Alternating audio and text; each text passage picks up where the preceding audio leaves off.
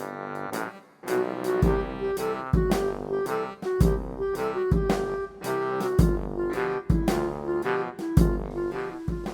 দেখ মালটা আসছে রে।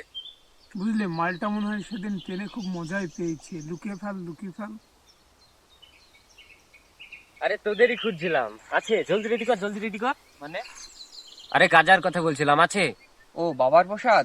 আরে সেই হলো গাজা, তাড়াতাড়ি বের কর। না, ওটা বাবার প্রসাদ। আমরা বাবার ভক্ত, ঠিক আছে? বাবার প্রসাদকে বাবার প্রসাদ বলতে শেখ। পাতা গ্যাজা এসব কি পাপীদের মতো কথাবার্তা? হ্যাঁ রে, আমি পাপি, কারণ আমি শিব ঠাকুরের নাম ভাঙিয়ে গাজা টানতে জানি না। গাজা খাবো সেটা সোজাসুজি বলতে জানি। তোদের মতো বাবার ভক্ত, বাবার প্রসাদ ওসব বলে বেড়ায় না, ঠিক আছে? আর বাবার যদি এত বড় ভক্ত, তো বিষ খেয়ে দেখা না, জানিস তো বাবা বিষও খেয়েছিল, হজম করতে পারবি বিষ খেয়ে? বাবার ভক্ত আমি।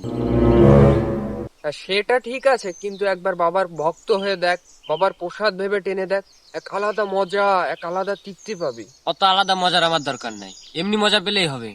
মাথা নষ্ট করিস না, জলদি রেডি কর, নে নে রেডি কর। না না, নেই। নেই? তাহলে আপাতত একটা বিড়ি দে, সারা নেশা জল হয়ে যাচ্ছে, তাড়াতাড়ি দে। আচ্ছা এই নে। দে লাইট দে। আচ্ছা দাঁড়া, ভক্তদের জিনিসটা আগে ধরিয়ে নি।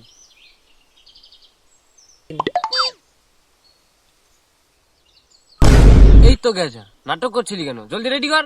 হুম, না, মানে না, এটা কোনো আলবাল পাবলিকের জন্য না, এটা শুধু বাবার ভক্তদের জন্য। ওকে, ঠিক আছে ঠিক আছে ঠিক আছে। বোম বলে, বাবা আজ থেকে আমিও তোমার ভক্ত হয়ে গেলাম, তোমার প্রসাদ গ্রহণ করছি।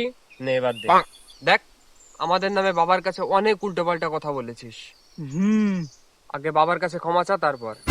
এটা কেমন দাবি ভাই? না। আচ্ছা ঠিক আছে। বাবা, আমি তোমাদের ভক্তদের লয়ালিটি ভক্তি নিয়ে অনেক সন্দেহ করেছি, অনেক উল্টোপাল্টা কথা বলেছি, আমাকে ক্ষমা করে দাও। এবার হয়েছে? না। দেখ, আমি কিন্তু বাবার মতো তাণ্ডব নৃত্য শুরু করবো, আর সাথে নন স্টপ খিস্তি দেবো বলে দিলাম, তাড়াতাড়ি দে বলছি। সে তুই যা খুশি কর, বাবার প্রসাদ আজ তুই পাবি না। হুম।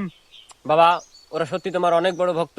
সত্যি কথা বলতে গিয়ে ওরা দুজন এই যুগের নন্দী আর ভিন্দি। ঠিক আছে, এই নে।